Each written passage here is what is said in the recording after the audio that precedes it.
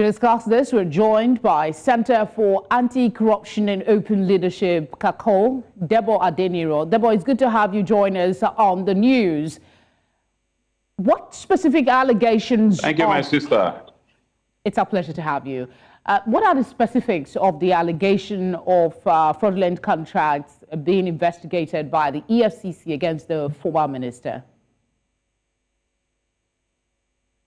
Well, thank you very much. I'm not speaking for the EFCC. I'm just an ordinary Nigerian watching things the way you people reported it.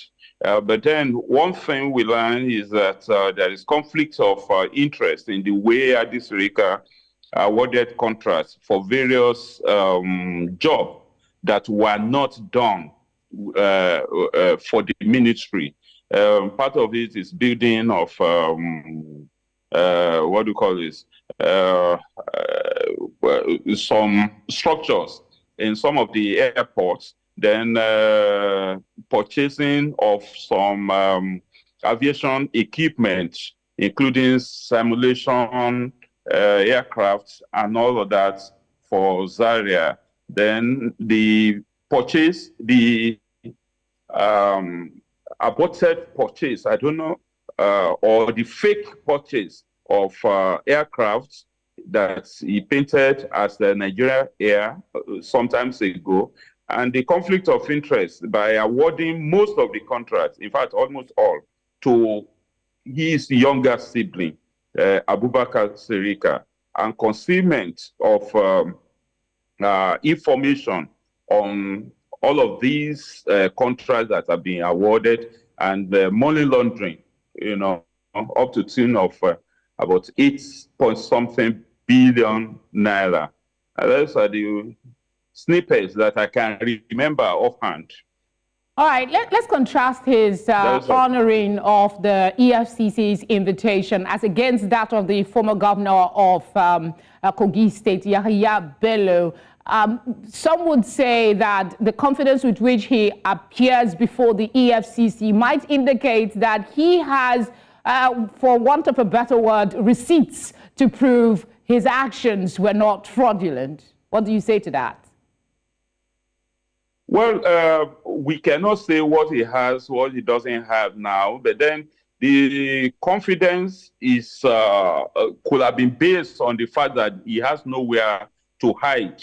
And because he knows that the allegation had been there, some of the allegations had been there since a very long time, and some of them happened while he was under the, I mean, of course, almost all of the allegations happened under the previous administration and not under the present administration. So basically, he knows that he had been tracked down already, and the revelation that gave facts and figures about all of these criminal suspicion have been found out.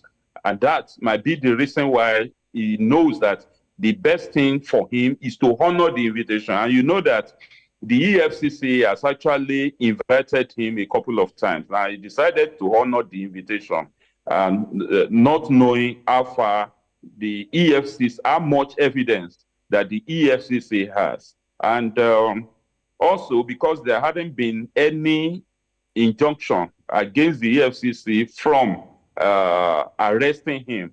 So basically, he knows that if he didn't honor EFCC's invitation, and there's no court that has restrained the EFCC from arresting him, then he will be tracked down and be taken to custody by the EFCC. That is different from the case of Yahya Bello. There's no record, there's no evidence that EFCC had earlier invited him, that he should submit himself for investigation. And earlier, Yahya Bello had preempted the court that, of course, he knows that he had a number of hostile competitors, I mean rivals, in his state and elsewhere. Smart Adeyemi, Dino Milaye, and the rest of them were always on his neck. So he knew that they have presented a couple of petitions against him, and that the EFCC might not follow the due process in getting him to court. That's why he went to Kogi State High Court, where he obtained an injunction against arrest and harassment. But the judgment didn't prevent the EFCC from arraigning him in the court of law. That is, they don't have to arrest him before they arraign him in the court. So there are two different things. Okay. So because the connection was made because of both cases are recent incidents. Let's move on and see what we can get for this this appearance by the former minister. What are the likely implications for the fight against corruption with this investigation that's being conducted by the EFCC, considering the hula baloo that went with the unveiling of the Nigeria Air at the time that he was a minister?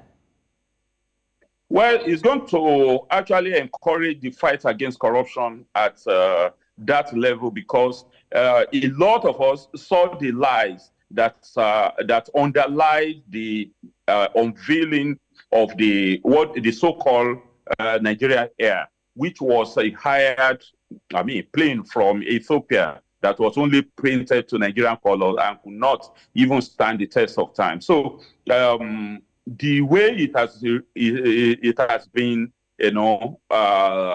brought to the public discourse or the public domain, it shows that Nigerians know exactly what they want, and they know how to defend their rights to good governance and whatever they believe that has gone wrong with the question of Nigeria Air. Definitely Nigeria needs a national carrier, but it's not a lie that Hadi Sirika attempted to sell to us.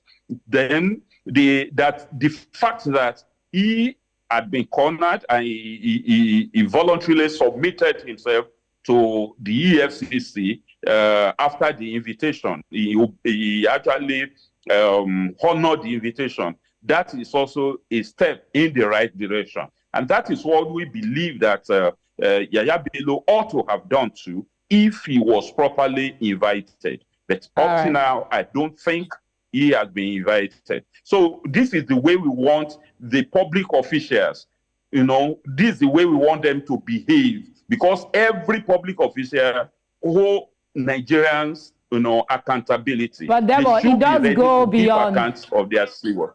Debo, it does go beyond appearing before the EFCC. We are hoping that the EFCC will follow through and get to the end of the investigation. Thank you very much. We should only hope for that. Yeah, we should only hope for that. They should have enough evidence. They should have investigated to the last, strand of evidence. They should have witnesses, and they should have good prosecutors who will not shy away from doing the right thing when they get to court, who will not be swayed by the local of igotten head that may be dangled in their All right, Debo, thank you very much. So they should do the right thing at the right time. Thank you very much. It's my pleasure being with you. We appreciate it's my pleasure. It.